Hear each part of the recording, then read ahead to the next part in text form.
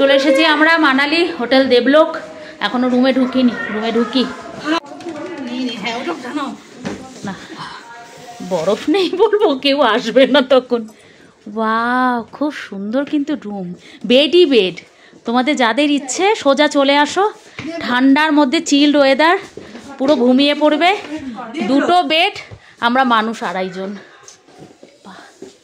এইগুলো বেশ ইউনিক না, এতে বেশ শুয়ে শুয়ে বসে বসে, বাহ ফার্স্ট ক্লাস।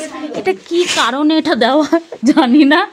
বিকালবেলা 2 কাপ কফি নিয়ে বসার জন্য এই জায়গাটা, এটা কিছু একটা করেছে বসার জন্য, কারণ এখানে জানলা আছে।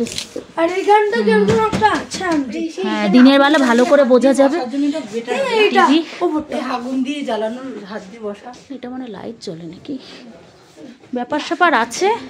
এটা একটা কাবার্ড আছে, এরকম কাবার্ড। এখানে আমি 2টো বেড নিয়ে কি করব জানি না। এই যে এটা অ্যাকচুয়ালি 4 বেডেড রুম, 2 জন থাকার মতন, কিন্তু যেহেতু আমি বুট্টু বাচ্চা তাই জন্য এটা আমাদের কাছে বড় লাগছে। এই যে বুট্টু চলে এসেছে, আমাদের ব্যাগ পৌঁছে দিয়ে গেল। হ্যাঁ, বুট্টু একটা বেডে শোবে, বুট্টুর বাবা মা একটা বেডে শোবে। কত কত বেড। বাথরুমটাও দেখিয়ে দিই। ঠিক আছে, বড় সড়ো বাথরুম। শীতের জায়গায় সব থেকে মেন যেটা, সেটা হচ্ছে গিজার থাকলেই হবে না, সেটাকে অ্যাক্টিভ থাকতে হবে, চলতে হবে। সুন্দর ব্যবস্থা। এখানে শাওয়ার, আলাদা করে স্নান করার। এখানেও সাজুগুজু করা যাবে, হ্যান্ড ওয়াশ সবই আছে, নট ব্যাড। সব থেকে হচ্ছে কি, এটা পুরোটা না উডেন। 8:30 বাজে, খিদে পাইনি, বাট একটু গরম গরম, প্রচণ্ড ঠান্ডা তো, একটু চা কফি খেয়ে আসি। চা কফি স্ন্যাক্সের সবই ব্যবস্থা আছে, একটু চা কফি খেয়ে আসি। পার্কিং লটে সব গাড়ি দাঁড় করানো। এই যে এইগুলো আমাদের গাড়ি, 1, 2, 3, এদিকে 4টে। সব লাগেজ নেমে গেছে হোটেল দেবলোক। দিনের বেলা না ভালো করে তোমাদেরকে দেখাবো, রাতের বেলা না এখন ঠিক করে বোঝা যাচ্ছে না। দেখো কত সুন্দর এই গানপাতি, রিসেপশনে না এই গানপাতি রাখা রয়েছে। গরম গরম ব্রেড পকোড়া, এর সাথে একটু পরে চা চলে আসবে। দেখো সবাই বসে খাচ্ছে।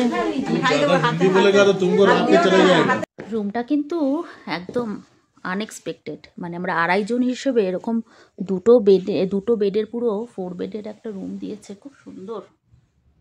আমরা দার্জিলিং এরকম ইয়েতে ছিলাম, এটা তার থেকেও বড়। এটা না পুরোটাই উডেন, দেখো পুরো উডেন চারদিকে, মানে যেরকম হয় পাহাড়ি জায়গায় সেরকম।